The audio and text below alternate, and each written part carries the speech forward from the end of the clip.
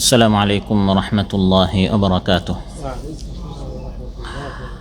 الحمد لله عظيم الإحسان واسع الفضل والجود والامتنان، وأشهد أن لا إله إلا الله وحده لا شريك له الرحيم الرحمن الكريم المنان، وأشهد أن سيدنا ونبينا محمدًا عبد الله ورسوله خير رسول وأعظم إنسان، صلى الله تعالى عليه وعلى آله وصحبه والتابعين لهم بإحسان.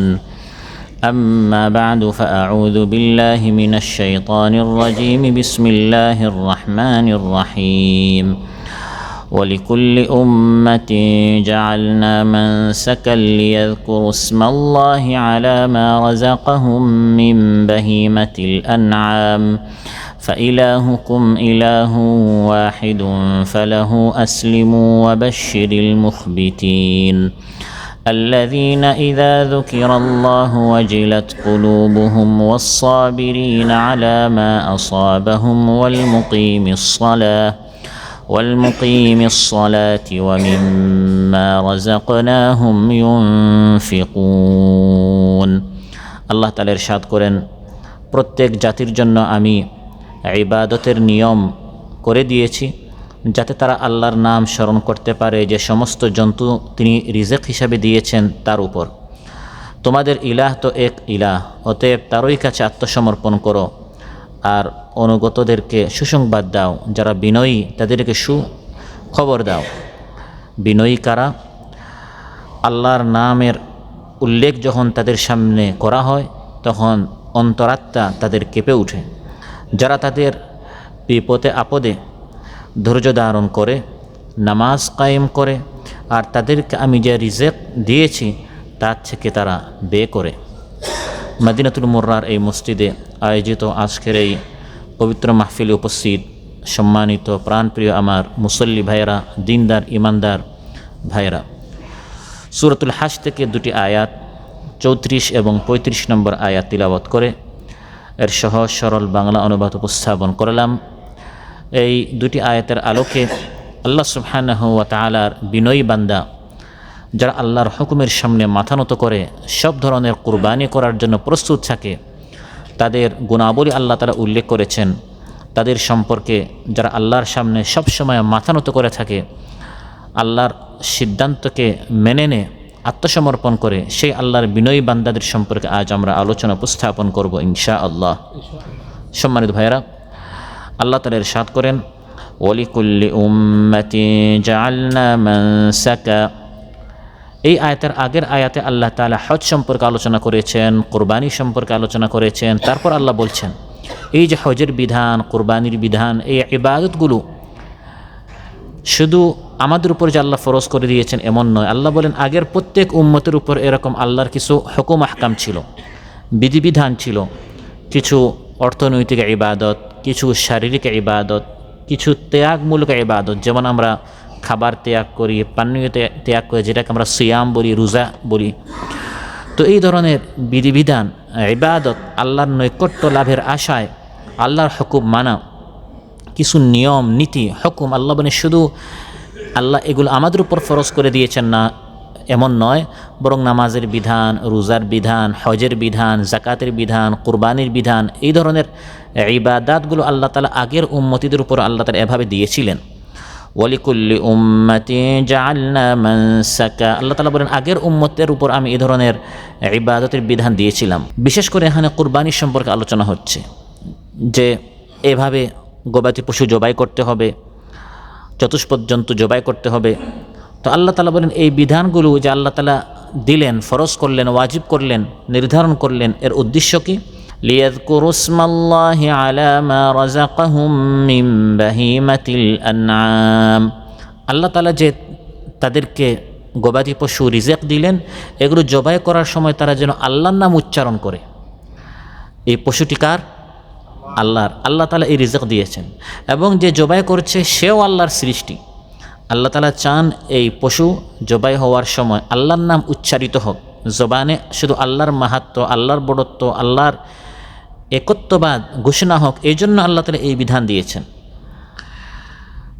গোশত এবং চামড়া, এবং এই পশুর থেকে মানুষ যে উপকৃত হচ্ছে, সোয়ারি হিসাবে ব্যবহার করছে, দুধ পাচ্ছে, গোশত পাচ্ছে, শিং থেকে, লোম থেকে, পশম থেকে, চুল থেকে উপকৃত হচ্ছে, এগুলো হচ্ছে আনুষাঙ্গিক বিষয়।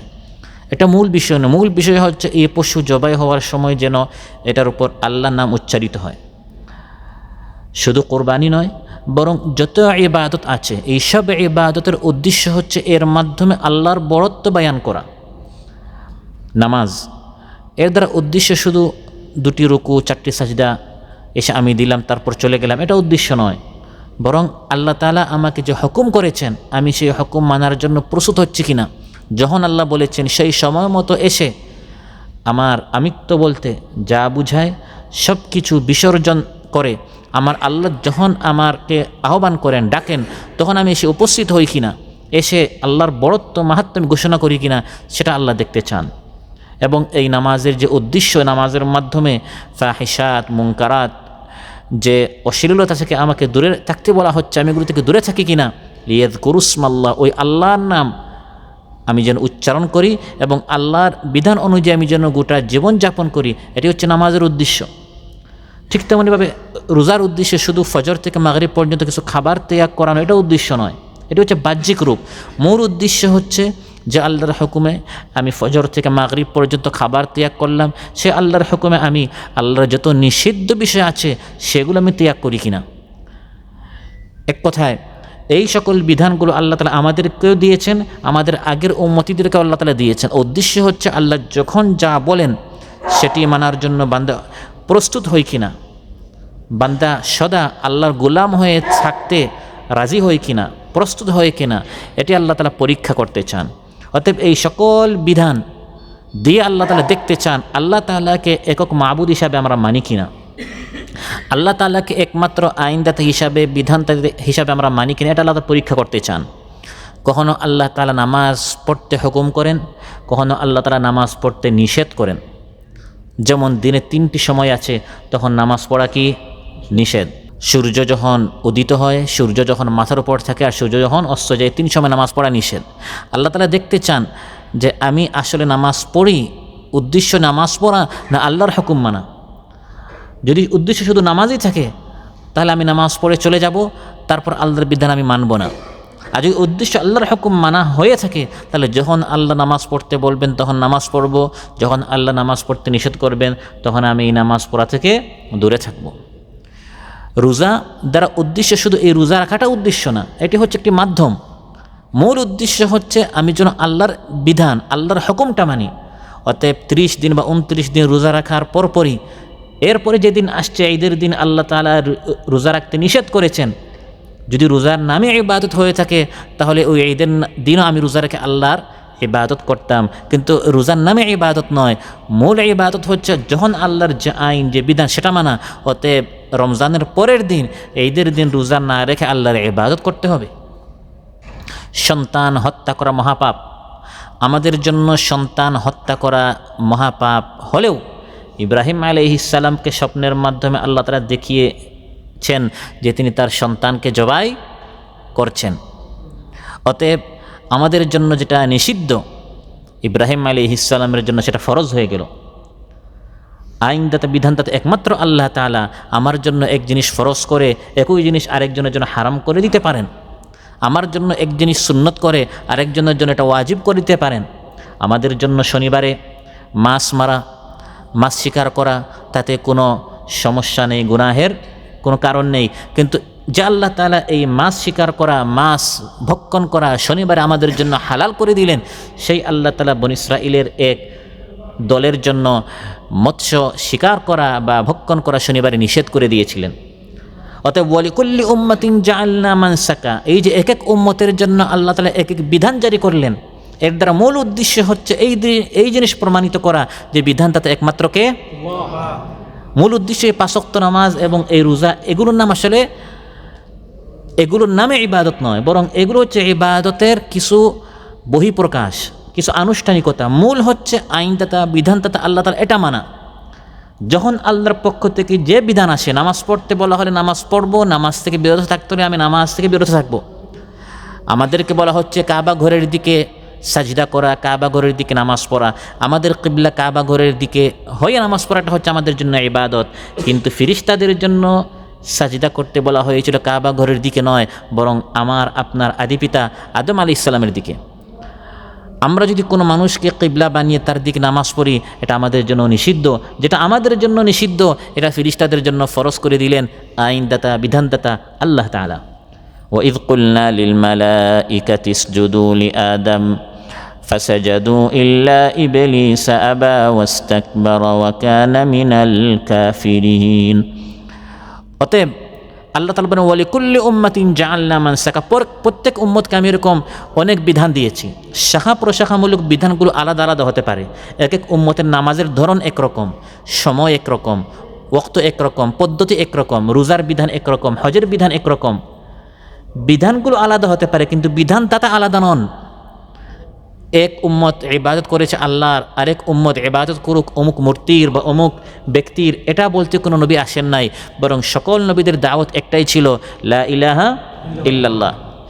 তাই আল্লাহ তাআলা ওয়ালিকুল্লি উম্মাতিন জাআলনা মানসাকা, প্রত্যেক উম্মতের জন্য আলাদা আলাদা বিধান ইবাদত রয়েছে। এটি বলার পর আল্লাহ বলছেন এই সকল বিধানগুলো যিনি জারি করেছেন, সেই আইনদাতা, বিধানদাতা তিনি কিন্তু একক। বিধান আলাদা হয়েছে কিন্তু বিধানদাতা আলাদা নন। ফাইলাহুকুম ইলাহু ওয়াহিদুন ফালাহু আসলিমু, তোমাদের মাবুদ, তোমাদের ইলাহ, সে আদম আলাইহিস সালাম থেকে, নূহ আলাইহিস সালাম থেকে, মুসা ঈসা আলাইহিস সালাম থেকে আজ অবধি কিয়ামত পর্যন্ত আইনদাতা একজন, বিধানদাতা একজন, মাবুদ একজন। এক একজনের জন্য আল্লাহ তাআলা এক এক ধরনের বিধান জারি করে দেখতে চান আমি সেটা পালন করি কিনা, আমি আমার মন মতো চলি না আমি আমার বিধানদাতা মাবুদ, খালিক, মালিক, হাকিম আল্লাহ সুবহানাহু ওয়া তাআলার ইচ্ছা অনুযায়ী জীবন যাপন করি, সেটি আল্লাহ তাআলা পরীক্ষা করতে চেয়েছেন। তাই বিধান আলাদা হলেও সকল নবীর দাওয়াত একটাই ছিল, ওয়ালাকাদ বাআসনা ফি কুল্লি উম্মাতির রাসূলান আন ইবুদুল্লাহা ওয়াজতানিবুত তাগুত।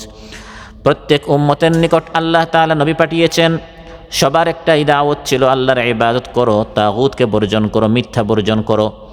মিথ্যা যত উপাস্য রয়েছে, প্রতিমা মূর্তি রয়েছে, আল্লাহ ছাড়া যত মিথ্যা মাবুদ রয়েছে এগুলোকে বর্জন করো আর শুধু ইবাদত করো, বিধান মানো এক একক আল্লাহ তাআলার।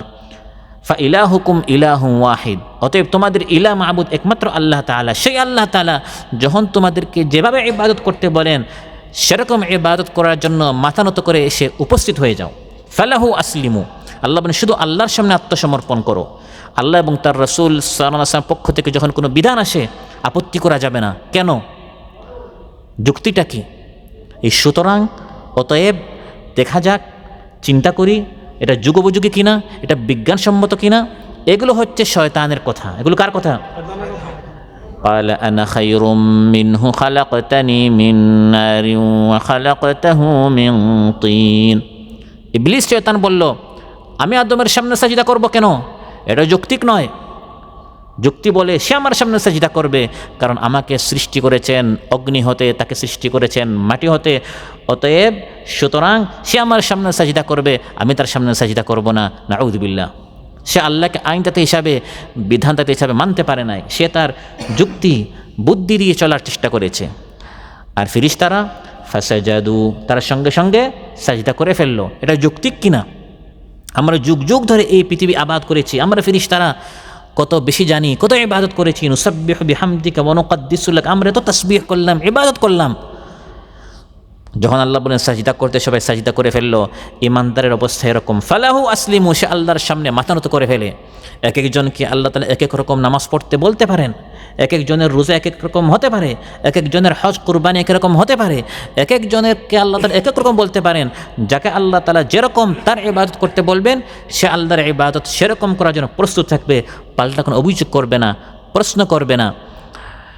বুদ্ধি দিয়ে, যুক্তি দিয়ে আল্লাহর হুকুম পরিবর্তন করার, সংযোজন করার, সংশোধন করার, সংস্কার করার, বিয়োজন করার, পরিমার্জন করার এই সকল কাজ কোনো ইমানদার করতে পারে না। আমার রব কোরআনের মধ্যে যা বলেছেন তা মানার জন্য আমি সদা প্রস্তুত থাকবো। ওয়া মা কানা লিমুমিনিন ওয়ালা মুমিনা ইযা কাদাল্লাহু ওয়া রাসূলুহু আমরান আন ইয়াকুনা লাহুমুল খিয়ারাতু মিন আমরিহিম ومن يعص الله ورسوله فقد ضل ضلالا মুবিনা।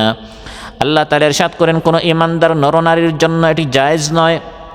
আল্লাহর পক্ষ থেকে যখন কোনো বিধান আসে, সে বলবে আমি একটু চিন্তা করে দেখি। তার কোনো ইখতিয়ার নেই, এই অপশনই আপনার নাই। ভাই আমি একটু ভেবে দেখি পর্দা করব কিনা, 5 ওয়াক্ত নামাজ পড়ব কিনা, সন্তানকে কোরআন সুন্নাহ এর শিক্ষায় শিক্ষিত করব কিনা, এটা আমি একটু ভেবে দেখি, পরামর্শ করে দেখি, চিন্তা করে দেখি। এই চিন্তা করার এই ইখতিয়ার আপনার নেই। আপনি ইমানদার, ফালাহু আসলিমু, আল্লাহর বিধানের সামনে আত্মসমর্পণ করতেই হবে। তিনি আমার রব, আইনদাতা, বিধানদাতা, আমি তার গোলাম। তিনি আমাকে যখন যেভাবে তার ইবাদত বন্দেগী করতে বলবেন আমাকে সেটা মানতে হবে। তিনি বলেছেন যাকাত দিতে হবে, যাকাত আমার পছন্দ হতেই হবে। তিনি শরীয়ত দিয়েছেন, এই শরীয়ত অনুযায়ী আমার রাষ্ট্র সমাজ পরিচালনা করতেই হবে। এটা বলা যাবে না যে আমরা শরীয়ত মানি না, শরীয়ত অনুযায়ী আমরা দেশ ও সমাজ পরিচালনা করব না। এটা বলেছেন তো আপনার ঈমান চলে গেছে। যাকাত ভিত্তিক অর্থনীতি আপনাকে চালু করতেই হবে। পর্দা, শালীনতা, এভাবে সমাজ পরিচালনা করতে হবে। সমাজ থেকে অশ্লীলতা, বেহায়াপনা, বেলাল্লাপনা এগুলো দূর করতে হবে। আল্লাহ তাআলা এগুলো ফরজ করে দিয়েছেন, মুসলমান হিসেবে এটা মানতে হবে। এটা বর্তমান এই যুগে কি চলবে, এটা কি যৌক্তিক? আমরা যদি ইসলাম শরিয়া অনুযায়ী যদি আমরা দেশ ও সমাজ পরিচালনা করি, তাহলে আমরা মধ্যযুগের দিকে চলে যাব। আমরা রক্ষণশীল হয়ে যাব, মৌলবাদ হয়ে যাব। আমাদেরকে প্রগতিশীল হতে হবে, আধুনিক হতে হবে, স্মার্ট হতে হবে, মডার্ন হতে হবে, যুগের তালে চলতে হবে। এগুলি সব হচ্ছে ওই শয়তানের কথা। আমি শ্রেষ্ঠ, আমি বেশি বুঝি, আমরা আল্লাহর চেয়ে বেশি বুঝি। যে আল্লাহ তাআলা কোরআন নাজিল করেছেন, ওই বিধানটি বাদ দিয়ে আমি আমার বুদ্ধি দিয়ে বিধান চালু করতে চাই, তাহলে এগুলো হচ্ছে শয়তানের শিখানো পদ্ধতি। আর ইমানদাররা বলে সামি'না ওয়া আতা'না গুফরানাকা রাব্বানা ওয়া ইলাইকাল মাসির।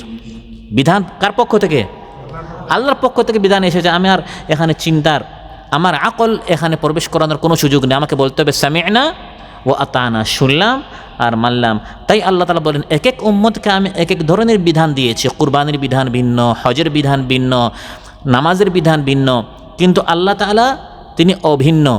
যাকে আল্লাহ তাআলা যেরকম হুকুম করবেন, যেরকম চলতে বলবেন, লেনদেন করতে বলবেন, বিবাহ শাদী করতে বলবেন, মুআমালাত, মুআশারাত ইত্যাদি বিধান যার যেরকম, ফালাহু আসলিমু, আল্লাহ বলেন সেটা মেনে নিতে হবে। এভাবে যারা বিনয়ী হয়ে মাথা নত করে আল্লাহর বিধান সন্তুষ্ট চিত্তে মেনে নেয়, আল্লাহ তাআলা বলেন এই সকল বিনয়ী বান্দাদেরকে সুখবর দেন, বিখাইরাই দুনিয়া ওয়াল আখিরা, দুনিয়া আখিরাতের কল্যাণের খুশখবরি সুখবর তাদেরকে দেন। তারা শান্তি পাবে, তারা মুক্তি পাবে। সুবহানাল্লাহ বলবেন না? ওয়াবাশশিরিল মুখবিতিনা আল্লাযীনা ইযা যুকিরাল্লাহু ওয়াজিলাত কুলুবুহুম। আল্লাহ তাআলা বলেন যারা এভাবে আমার সামনে আত্মসমর্পণ করে, আমি আল্লাহর পক্ষ থেকে যখন যে বিধান আসে সেটা মানার জন্য তারা সদা প্রস্তুত থাকে, তাদেরকে সুখবর দেন। মুখবিতিন, যারা বিনয়ী, যারা অহংকার আত্মম্ভরিতা পরিহার করে আল্লাহর সামনে অক্ষম এবং বিনয় হয়ে থাকে, আল্লাহর বন্দেগী, আল্লাহর দাসত্বে একাগ্র একনিষ্ঠ থাকে, সুখে দুঃখে স্বাচ্ছন্দ্যে অভাব অনটনে আল্লাহর ফয়সালা, আল্লাহর তাকদীরকে তারা সন্তুষ্ট চিত্তে মেনে নেয়, এরা হচ্ছে মুখবিতিন, আল্লাহর প্রিয় বান্দা, বিনয়ী বান্দা।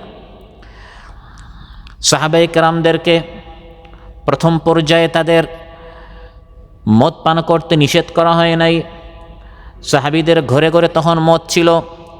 আল্লাহর পক্ষ থেকে যখন আয়াত নাজিল হলো, ইয়া আইয়ুহাল্লাযীনা আমানু ইন্নামাল খামরু ওয়াল মাইসিরু ওয়াল আনসাবু ওয়াল আজলামু রিজসুম মিন আমালিশ শাইতান ফাজতানিবুহু লাআল্লাকুম তুফলিহুন। হে ঈমানদারেরা, নিশ্চয় মদ, জুয়া, প্রতিমা এগুলো আল্লাহর পক্ষ থেকে নিষেধ করা হয়েছে। এগুলো হচ্ছে শয়তানের কাজ, নাপাক কাজ। এগুলো তোমাদের পরিহার করতে হবে। তোমরা কি পরিহার করবে? পরিহার করলে এগুলো পরিহার করার মধ্যে তোমাদের কল্যাণ। আয়াত যখন নাজিল হলো, মদিনায় আইন জারি করা হলো, এখন থেকে কারো ঘরে আর কোনো মদ থাকা যাবে না। সাহাবায়ে কেরাম তাদের ঘর থেকে বাহিরের সব মদ ফেলে দিলেন।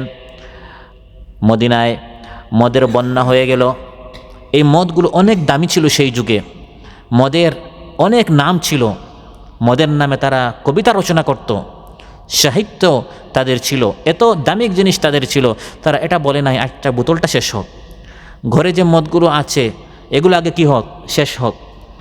এগুলো তারা বলে না। যখনই আয়াত নাজিল হয়েছে আল্লাহ বলেছেন মদ নিষেধ, সুতরাং অতএব দেখা যাক এগুলো না করে সব মদ তারা কী করেছে, বাহিরে ফেলে দিয়েছে। এবং যখন আল্লাহ বলেছেন ফাহাল আনতুম মুনতাহুন, তোমরা কি মদ ছাড়বে, সকল সাহাবায়ে কেরাম তারা এক বাক্যে বলেছেন ইনতাহাইনা ইনতাহাইনা ইয়া রাব, হে আল্লাহ আপনি আয়াত নাজিল করেছেন মদ নিষিদ্ধ, এখানে আমাদের চিন্তা, আমাদের বুদ্ধি, আমাদের যুক্তি বলতে কিছু নাই, আমরা এই মদ ত্যাগ করতে সবাই প্রস্তুত। আল্লাহ আয়াত নাজিল করলেন রাদিয়াল্লাহু আনহুম ওয়া রাদু আন, আল্লাহ তাদের উপর খুশি হয়ে গেলেন, সন্তুষ্ট হয়ে গেলেন। আর আমাদের দেশে মদের লাইসেন্স দেওয়া হয়, বলা হয় যে মদ বন্ধ করে দিলে সুপার পাওয়ার বড় বড় যারা আছে তা যদি আমাদের দেশে আসে সব দিলাম, মদ দিয়ে যদি আমি আপ্যায়ন না করি তাহলে তো আমাদের সম্মান থাকবে না, আমাদের মুখ থাকবে না। এজন্য যুগের তারে চলতে হলে বর্তমান যুগে আসলে মদ এটা চলতে হয়, এটা ওই অর্থের মদ নয়। এভাবে মদের নাম চেঞ্জ করে, ঘুষের নাম বকশিস দিয়ে, সুদের নাম ব্যাংকিং ইন্টারেস্ট দিয়ে, এভাবে নাম চেঞ্জ করে করে, বুদ্ধি করে করে আল্লাহর নিষিদ্ধ জিনিস আজ মুসলমানরা হালাল করে দিচ্ছে। অথচ একজন ইমানদারের কাজ হচ্ছে আল্লাহ মদ নিষেধ করেছেন, সুদ নিষেধ করেছেন, যৌতুক নিষেধ করেছেন, ঘুষ নিষেধ করেছেন, অশ্লীলতা নিষেধ করেছেন। যখন যেটা নিষিদ্ধ এটা সঙ্গে সঙ্গে বর্জন করা, এটি হচ্ছে একজন ইমানদারের গুণ। ওয়াবাশশিরিল মুখবিতিন, আল্লাহ তাআলা বলেন এই ধরনের যারা বিনয়ী, আল্লাহর সামনে সবসময় মাথা নত করে থাকে, তাদেরকে সুখবর দাও। এই বিনয়ীদের 4টি গুণ আলোচ্যতে আল্লাহ তাআলা বলেছেন। কয়টি গুণ? প্রথম হচ্ছে আল্লাযীনা ইযা যুকিরাল্লাহু ওয়াজিলাত কুলুবুহুম, তাদের সামনে যখন আল্লাহর নাম উচ্চারণ করা হয় তখন তাদের অন্তরাত্মা কেঁপে ওঠে। এই বিধানটি তো আমার বড় ভাই বলছে না, আমার বস বলছে না। যদি বলা হয় যে এই 8টার সময় ডিউটিতে যেতে হবে, এটি ফোরম্যানের আইন, আমার ভিতরে সামান্য অলসতা থাকতে পারে, কিন্তু পরে যদি বলা হয় না এটা আপনার মালিকের কফিলের হুকুম, তখন গুরুত্ব কমবে না বাড়বে? বাড়বে। তারপর যদিও না শুধু আপনার মালিকের নয়, বরং এই দেশের যিনি আমির, এই দেশের যিনি প্রধান, তার পক্ষ থেকে আপনার নাম নিয়ে বলা হয়েছে আপনাকে এই কাজ করতে হবে, তখন আমার ভিতরে কিভাবে একটি কম্পন সৃষ্টি হবে, গুরুত্ব আসবে। আহকামুল হাকিমিন, রাজাদিরাজ, বাচ্চাদের বাচ্চা, আল্লাহ সুবহানাহু ওয়া তাআলা সত্য মাবুদ, তার পক্ষ থেকে বিধান আসার পর একজন গোলাম, একজন দাস, একজন আব্দ হিসাবে আমার ভিতরে এভাবে, অতএব সুতরাং দেখা যাক, চিন্তা করি, ভেবে দেখি এই সকল অলসতা, গড়িমসি, শৈথিল্যতা আসে কি করে। বিনয়ী বান্দার বৈশিষ্ট্য হচ্ছে ইযা যুকিরাল্লাহ, যখন আল্লাহর নাম উচ্চারণ করা হয়, যখন তাকে বলা হয় কাল আল্লাহ, এটি কে বলেছেন? আল্লাহ বলেছেন, তখন আমার বুদ্ধি বলতে, আমার যুক্তি বলতে, আমার চিন্তা বলতে এখানে আর কিছু থাকে না। আমার আমিত্ব খতম করে দিয়ে ওয়াজিলাত কুলুবুম, অন্তরাত্মা কেঁপে ওঠে, বিধান মানার জন্য এক পায়ে বান্দা তখন প্রস্তুত হয়ে যায়। আল্লাহু নাজ্জালা আহসানাল হাদিসি কিতাবাম মুতাশাবিহাম মাসানিয়া তাকশাইরু মিনহু জুলুদুল্লাযীনা ইয়াখশাউনা রাব্বাহুম সুম্মা তালিনু জুলুদুহুম ওয়া কুলুবুহুম ইলা যিকরিল্লাহ। আল্লাহ তাআলা বলেন, আল্লাহ তাআলা একটি কিতাব নাজিল করেছেন, আল কোরআন। আহসানাল হাদিস, মানুষ যত কথা শুনে পড়ে এর মধ্যে শ্রেষ্ঠ কালাম, শ্রেষ্ঠ গ্রন্থ, শ্রেষ্ঠ কথা হচ্ছে আল্লাহর কালাম। সুবহানাল্লাহ। আল্লাহ নিজে প্রশংসা করেছেন, আল্লাহ নাজিল করেছেন আহসানাল হাদিস, শ্রেষ্ঠ কালাম। এর মধ্যে আল্লাহ অনেক বিধান দিয়েছেন, করণীয়, বর্জনীয়, এগুলো আমাদের করতে হবে, এগুলো আমাদের বর্জন করতে হবে। কিতাব মুতাশাবিহাম মাসানি, এক এক কথা বারবার বলেছেন। নামাজের কথা অনেকবার, রোজার কথা অনেকবার, যাকাতের কথা অনেকবার, মা বাবার সাথে সৎ আচরণ করতে হবে অনেকবার, এক একটি বিধান আল্লাহ বারবার বলেছেন। সুদ ত্যাগ করতে হবে বারবার বলেছেন, মা বাবাকে কষ্ট দেওয়া যাবে না বারবার বলেছেন, ইতিমের মাল ভক্ষণ করা যাবে না বারবার বলেছেন। আল্লাহ বলেন মাসানিয়া, এই বিধানগুলো বারবার কোরআনের মধ্যে আলোচনা করেছেন। বারবার মাহফিল করে করে, বৈঠক করে করে ইমানদারদেরকে স্মরণ করে দেয়া, ভাই সুদ নেবেন না, এটি আমার হুকুম নয়, বরং এটি কার হুকুম? ইযা যুকিরাল্লাহ, আল্লাহর নাম নিয়ে তাকে বলা হয়, ভাই আপনার মালিক, আপনার খালিক, আপনার রাজিক, স্রষ্টা আল্লাহ সুবহানাহু ওয়া তাআলা এটা আপনার জন্য নিষেধ করে দিয়েছেন। যখন ইমানদার ব্যক্তির সামনে এই শ্রেষ্ঠ কালাম আল্লাহর এই কিতাব থেকে আল্লাহর নাম নিয়ে যখন তার সামনে আলোচনা করা হয়, তখন ইমানদার ব্যক্তি পাশ কাটিয়ে চলে যায় না, বরং তাকশাইরু মিনহু জুলুদুল্লাযীনা ইয়াখশাউনা রাব্বাহুম, যাদের অন্তর আল্লাহর ভয় রয়েছে তাদের শরীর শিউরে উঠে, তারপর তাদের দেহ মন বিনম্র হয়ে আল্লাহর স্মরণে ঝুঁকে পড়ে মাথা নত হয়ে যায়, আমার রব যা বলেছেন তা মানার জন্য, শোনার জন্য, আনুগত্য করার জন্য বান্দা প্রস্তুত হয়ে যায়। সুবহানাল্লাহ। তার আল্লাহর মুখবিতিন বান্দা, বিনয়ী বান্দাদের প্রথম গুণ হচ্ছে যখন তার সামনে আল্লাহর নাম উচ্চারণ করা হয় তখন সে শোনেও না, শোনার ভান, পাশ কাটিয়ে চলে যাওয়া, এগুলো সে করে না, বরং আমার রব নিষেধ করেছেন তাতে আমার স্বার্থবিরোধী যত হোক না কেন আমাকে মানতে হবে। সুদ বর্জন করতে গিয়ে যদি আমার অনেক অর্থনৈতিক লস হয়, ক্ষতি হয়, আমাকে মানতে হবে। ঘুষ নিষেধ, যৌতুক নিষেধ, মাদক ব্যবসা করা, তারপর নেশা জাতীয় দ্রব্য ব্যবসা করা, এটা তারা নিষেধ করে দিয়েছেন। এগুলো মানতে গিয়ে যদি আমার অর্থনৈতিক ক্ষতি হয়ও, ইমানদার ব্যক্তি তার স্বার্থক প্রাধান্য দিবে না, আল্লাহর বিধানকে সে প্রাধান্য দিবে। আল্লাহ তাআলা বলেন আলোচ্য আয়াতে, ইযা যুকিরাল্লাহু ওয়াজিলাত কুলুবুহুম, যখন আল্লাহর নাম উচ্চারণ করা হয় তখন তার অন্তরাত্মা কেঁপে ওঠে। দ্বিতীয় গুণ হচ্ছে ওয়াসসাবিরিনা আলা মা আসাবাহুম, যখন সে কোনো বিপদে পড়ে, ইমানদার ব্যক্তিরা যখন বিপদে পড়ে তখন তারা সবর করে। আল্লাহর সামনে তারা এত বিনয়ী, আল্লাহর হুকুম মানার জন্য তারা এত প্রস্তুত যে এই বিপদটি আমাকে কে দিয়েছেন, তার এই বিশ্বাস যে এই বিপদ আল্লাহর পক্ষ থেকে এসেছে, আল্লাহ অবশ্যই আমার জন্য অমঙ্গল চাননি, আল্লাহ তাআলা মঙ্গল চেয়ে, কল্যাণ চেয়ে, ভালাই চেয়ে আমাকে এই বিপদটি দিয়েছেন, অতএব এটি আমার জন্য বিপদ নয়, এর মধ্যে কল্যাণ নিহিত আছে, হ্যাঁ আমি জানি না। وعسى أن تكرهوا شيئا وهو خير لكم وعسى أن تحبوا شيئا وهو شر لكم والله يعلم وأنتم لا تعلمون।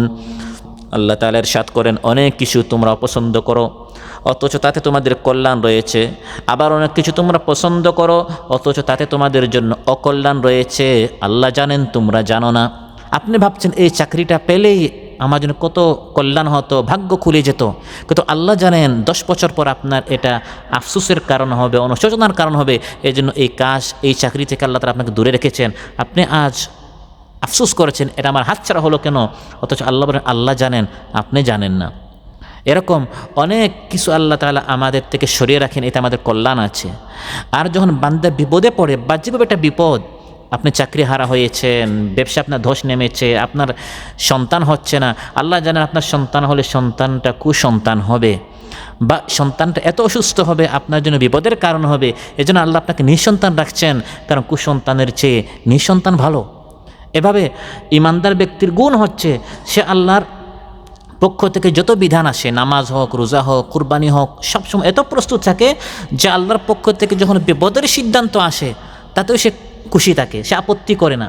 যেরকম ইবাদতের ক্ষেত্রে সে আপত্তি করে না যে নামাজ 5 ওয়াক্ত কেন, রোজা 30 দিন কেন, ঠিক তেমনইভাবে যখন আল্লাহর পক্ষ থেকে কোনো সিদ্ধান্ত আসে যে আমার অ্যাক্সিডেন্ট হবে, আমার এই বিপদ হবে, সে আপত্তি করে না, বরং সে খুশি মনে এটাকে মেনে নেয়, এই বিপদটি আল্লাহ আমাকে দিয়েছেন, তাতে আমার জন্য কোনো কল্যাণ রয়েছে। কারণ ইমানদার ব্যক্তি তার ইমান আমল যত উন্নত হয় তার বিপদটাও তত কঠিন হয়। قال رسول الله صلى الله عليه وسلم أشد الناس بلاء الأنبياء ثم الأمثل فالأمثل, মানুষের মধ্যে সবচেয়ে বেশি বিপদ হচ্ছে নবীদের, তারপর যে যত বেশি নবীদের মতো নেক আমল করে তার বিপদটাও বেশি হয়। কারণ বিপদ আপদ আসলে আল্লাহ আপনার জন্য কল্যাণ চাচ্ছেন, আল্লাহ আপনার গুনাহগুলো মাফ করে দিচ্ছেন, জান্নাতে আল্লাহ আপনার মাকাম উপরে বুলন্দ করেছেন। সুবহানাল্লাহ। নবীদের তো গুনাহ নেই, নবীরা মাসুম নিষ্পাপ, তারপরেও আল্লাহ তাআলা জান্নাতে আরও উঁচু মাকাম দিতে চাচ্ছেন, এই জন্য তাদেরকে বিপদের পর বিপদ। ইয়াকুব আলাইহিস সালাম পরপর 2 সন্তানকে হারিয়েছেন, ইউসুফ আলাইহিস সালামকে, তারপর বিনিয়ামিনকে। ফাসাবরুন জামিল ওয়াল্লাহুল মুস্তাআনু আলা মা তাসিফুন, অধৈর্য হন নাই, তারপর বিপদ এসেছে কিন্তু অস্থির হন নাই, বরং সবর করেছেন এবং উত্তম সবর করেছেন। বাহ্যিকভাবে এটা অকল্যাণ ছিল, 1 নয় বরং 2 সন্তানকে হারিয়েছেন, কিন্তু শেষ পরিণতির দিক দিয়ে এটি তার জন্য কল্যাণ ছিল। ছেলে ইউসুফ আলাইহিস সালামকে তিনি মিশরের সিংহাসনে দেখেছেন। তাহলে ইমানদার ব্যক্তি সবর করে, মান ইউরিদিল্লাহু বিহি খায়রান ইউসিব মিনহু, আল্লাহ যার জন্য কল্যাণ চান তাকে আল্লাহ তাআলা কিছু বিপদে ফেলেন, বাহ্যিকভাবে সে অসন্তুষ্ট হলেও শেষ পরিণতির দিক দিয়ে তার জন্য কল্যাণের কারণ হয়। অতএব ইমানদার ব্যক্তি সবর করে, সবর করলে আল্লাহর পক্ষ থেকে রহমত নাজিল হয়, আল্লাহর পক্ষ থেকে বরকত নাজিল হয়, আল্লাহর পক্ষ থেকে বান্দা দয়া প্রাপ্ত হয়। وبشر الصابرين الذين إذا أصابتهم مصيبة قالوا إنا لله وإنا إليه راجعون أولئك عليهم صلوات من ربهم ورحمة وأولئك هم المهتدون। যারা ধৈর্যশীল বান্দা তাদেরকে সুখবর দেন, যারা বিপদে পড়লে তারা অস্থির ধৈর্য হয় না, বরং তারা বলে আমরা সবাই আল্লাহর। আমি যে জিনিস হারিয়েছি, আমার স্বাস্থ্য বা আমার সন্তান বা আমার চাকরি বা আমার ব্যবসা, আমার বলতে কিছু নেই, ইন্না লিল্লাহ, আমি এবং এই জিনিস সবাই কার? আল্লাহর। জিনিসটা আমি ভাবছি আমার সন্তান, আমার স্বাস্থ্য, এটা তো আমার নয়। ইন্না লিল্লাহ, আমি এবং যে জিনিস হারিয়েছি দুইটাই আল্লাহর, এবং সবাইকে আল্লাহর নিকট যেতে হবে। ওয়া ইন্না ইলাইহি, সবাইকে আল্লাহর দিকে যেতে হবে। হ্যাঁ, কেউ আগে যায়, কেউ পরে যায়। সন্তানটা আগে চলে গেল, আমি তার পরে যাচ্ছি, আকপিস হচ্ছে, কিন্তু কেউ এখানে স্থায়ী থাকবে না। সবাইকে আল্লাহর নিকট যেতে হবে, জিনিসটা আল্লাহর। অতএব এখানে দুঃখের কি, কষ্টের কি, সবই তো আল্লাহর। আমি ভুল ভেবেছিলাম জিনিসটা আমার, তাই আমি অধৈর্য হচ্ছি, অস্থির হচ্ছি। কিন্তু ঈমানদার ব্যক্তি আল্লাহর উপর তার ঈমান বিশ্বাস এত মজবুত যে আল্লাহর পক্ষ থেকে যখন যে সিদ্ধান্ত আসে এর মধ্যে আমার কল্যাণ, যদিও বাহ্যিকভাবে এটা আমার জন্য মুসিবত হচ্ছে। অতএব ঈমানদার আল্লাহর বিনয়ী বান্দাদের 4টি গুণ আল্লাহ উল্লেখ করেছেন। একটি হচ্ছে যখন আল্লাহর নাম উচ্চারণ করা হয়, আল্লাহর জিকির করা হয়, তখন তাদের অন্তরাত্মা কেঁপে ওঠে। 2, যখন তারা কোনো বাহ্যিকভাবে বিপদে পড়ে আল্লাহর সিদ্ধান্তের উপর তারা খুশি হয়, সবর করে, ধৈর্য ধারণ করে। 3 গুণ হচ্ছে আল্লাহর সবচেয়ে গুরুত্বপূর্ণ বিধান সালাত, তারা সালাত কায়েম করে, তারা নামাজ কায়েম করে। একজন ব্যক্তি সে আল্লাহর হুকুমের সামনে কতটুকু আত্মসমর্পণ করেছে, নিজের আমিত্ব বলতে, নিজের সিদ্ধান্ত বলতে, নিজের বুদ্ধি বলতে, নিজে বলতে যা বুঝায় এটাকে বিসর্জন দিয়ে সে যে আল্লাহর গোলাম, সে যে আল্লাহর আব্দ, এটা প্রমাণিত হয় নামাজের মধ্যে। আমার কাজ বাদ দিয়ে নামাজে আসবো, ঘুম বাদ দিয়ে নামাজে আসবো, বিশ্রাম বাদ দিয়ে নামাজে আসবো, ব্যবসা বাণিজ্য বাদ দিয়ে নামাজে আসবো, লিমুজিন চালাচ্ছি, হাইয়া আলাস সালাহ হাইয়া আলাল ফালাহ, পার্কিং করে নামাজে আসবো। দোকানে বসা আছি, সেই ফজর থেকে যোহর পর্যন্ত কোনো কাস্টমার নেই, যোহরের আদানের 5 মিনিট আগে লাইন ধরে কাস্টমার আসছে, ভাবছি আমি এই কাস্টমারদের মধ্যে, এই ব্যবসার মধ্যে আমার কল্যাণ। পুরো দিন আমি বসা, ব্যবসায় কোনো উন্নতি নেই। যে কাস্টমার আসলো বাহ্যিকভাবে দুনিয়ার কল্যাণ হাতছানি দিয়ে আমাকে আহ্বান করছে, এমন সময় কানে প্রতিধ্বনিত হলো হাইয়া আলাস সালাহ হাইয়া আলাল ফালাহ, আসো নামাজের দিকে। পরক্ষণে স্মরণ করে দেয়া হয় আসো কল্যাণের দিকে। তুমি দেখছো এই টাকার মধ্যে কল্যাণ, এই কাস্টমারের মধ্যে কল্যাণ, এই ব্যবসার মধ্যে কল্যাণ, কামিয়াবি। না না, তোমার দেখতে ভুল হচ্ছে, বুঝতে ভুল হচ্ছে।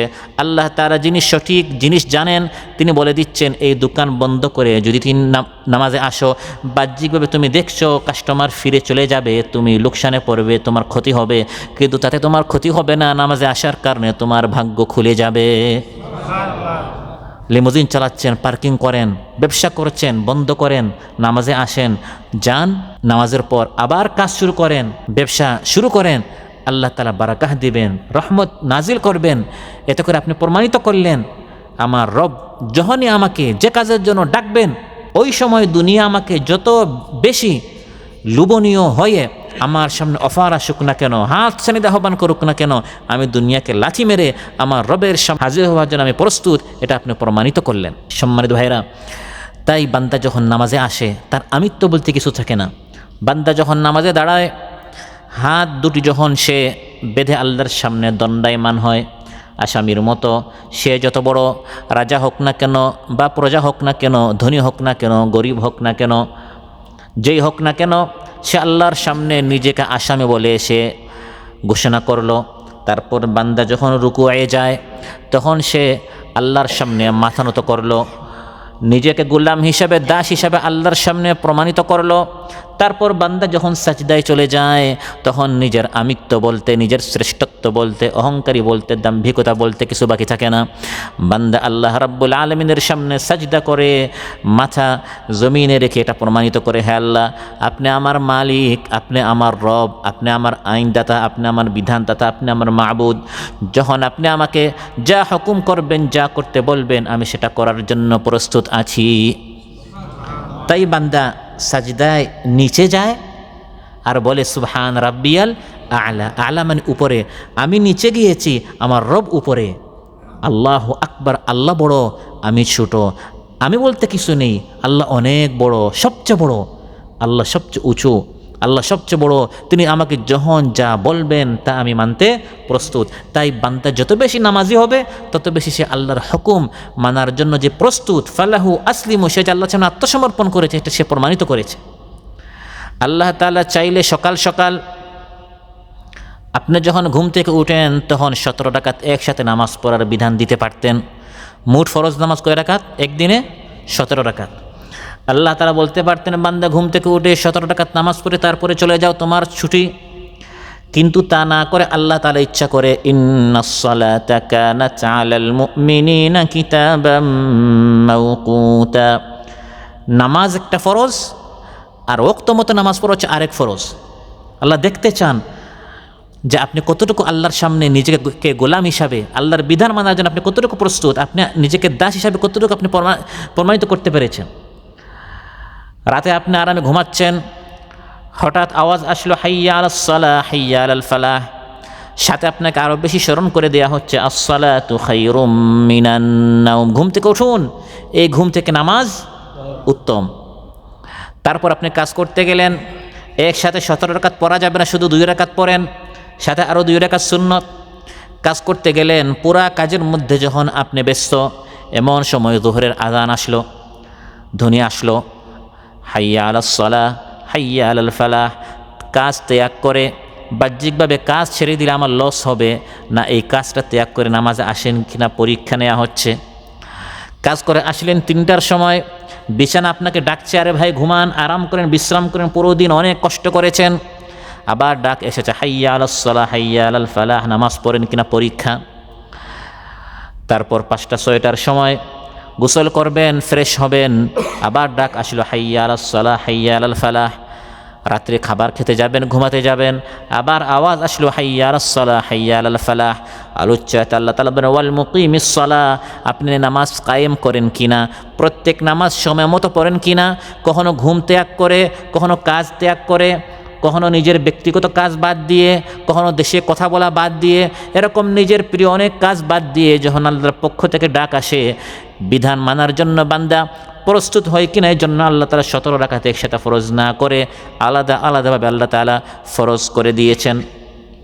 এভাবে নামাজ কায়েম করতে হবে। নামাজ পড়তে বলা হয় নাই, নামাজ কায়েম করতে বলা হয়েছে। আল্লাহ তাআলা যেরকম বলেছেন সেরকম নামাজ পড়তে হবে, নামাজ সময়মতো পড়তে হবে, নামাজ মসজিদে জামাতে পড়তে হবে।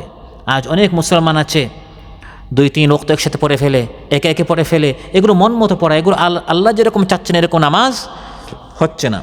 وأقيموا الصلاة وآتوا الزكاة واركعوا مع الراكعين। আল্লাহ তাআলা বলেন রুকুকারীদের সাথে রুকু করো, জামাতে নামাজ পড়ো। বুখারী মুসলিমে এসেছে قال رسول الله صلى الله عليه وسلم من غدا إلى المسجد أو راح أعد الله له في الجنة نزلا كلما غدا أو راح। বান্দা যতবার মসজিদে এসে, সকাল হোক সন্ধ্যা হোক, মসজিদে এসে যখন নামাজ আদায় করার জন্য উপস্থিত হয়, যতবার সে মসজিদে আসে, সকাল হোক সন্ধ্যা হোক, যেহেতু এই ঘর হচ্ছে আল্লাহর, এটাকে বাইতুল্লাহ বলা হয়, আল্লাহর ঘর বলা হয়। আপনার ঘরে যদি কেউ যায়, আপনি তার জন্য যেরকম মেহমানদারি তৈরি করেন, রাসূল সাল্লাল্লাহু আলাইহি ওয়াসাল্লাম ইরশাদ করেন সকাল হোক সন্ধ্যা হোক, বান্দা যখনই মসজিদে আসবে আল্লাহ তাআলা মেজবান হিসাবে তার মেহমানদের জন্য আল্লাহ তাআলা মেহমানদারি তৈরি করেন। ফেরেশতারা মেহমানদারি করে, ফেরেশতারা আপনার জন্য এভাবে দোয়া করে, আল্লাহুম্মা গফির লাহু, আল্লাহুম্মা আরহামহু, আল্লাহুম্মা তুব আলাইহি, দোয়া করতে থাকে। তাহলে মসজিদে আসতে হবে, জামাতে নামাজ আদায় করতে হবে। বাশশিরুল মাশাইনা ফি যুলামি ইলাল মাসাজিদি বিন-নূরিত তাম্মি ইয়াউমাল কিয়ামাহ। قال رسول الله صلى الله عليه وسلم। আবু দাউদ নাসাইতে এসেছে, অন্ধকারে যারা মসজিদে এসে হাজির হবে কিয়ামতের দিন পুলসিরাতে, অন্ধকার কবরে, মিজানে ইত্যাদি কঠিন মুহূর্তগুলোতে অন্ধকারে নামাজে আসার কারণে এই অন্ধকার পথটি ওই অন্ধকার সময় আপনার আলোর ব্যবস্থা করে দিবে। তাহলে নামাজ যারা কায়েম করে, সময় মতো পড়ে, জামাতের সাথে পড়ে, বিনয়ের সাথে পড়ে, قد أفلح المؤمنون الذين هم في صلاتهم خاشعون, তারাই কামিয়াব ইমানদার যারা তাদের নামাজ বিনয়ী, নামাজের মধ্যে যারা অন্তর উপস্থিত করে বিনয়ের সাথে যারা নামাজ পড়ে তারাই কামিয়াব। নিজেরা নামাজি হয় এবং নিজেদের সন্তানদেরকে, আহালকেও নামাজ পড়তে বলে।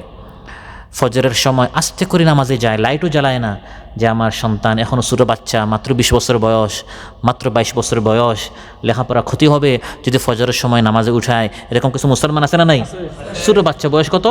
20 বছর। মেয়ের বয়স এখনও 25 বছর, এখনও পর্দার বয়স হয় না, আর একটু বড় হোক। 25 বছর এখনও কি, বাচ্চার একটু বড় হলে তারপর পর্দা করতে বলা হবে। আর আমার ছেলে এখন ভার্সিটিতে লেখাপড়া করছে, এখনও বয়স হয় নাই, 20-22 বছর বয়স, 25 বছর বয়স, বড় হলে আস্তে আস্তে নামাজি হবে। এরকম অনেক মুসলমান পাওয়া যায়। বৃদ্ধ বাবা 60 বছর 70 বছর বয়স, আস্তে করে নামাজে যায়, কিন্তু লাইটও জ্বালায় না, সন্তানদেরকে নামাজের কথা বলে না। এটা নামাজ আদায় হচ্ছে না, নামাজ কায়েম হচ্ছে না। আপনি নামাজ পড়ে নিজে প্রমাণিত করছেন এই নামাজে কোনো কল্যাণ নেই।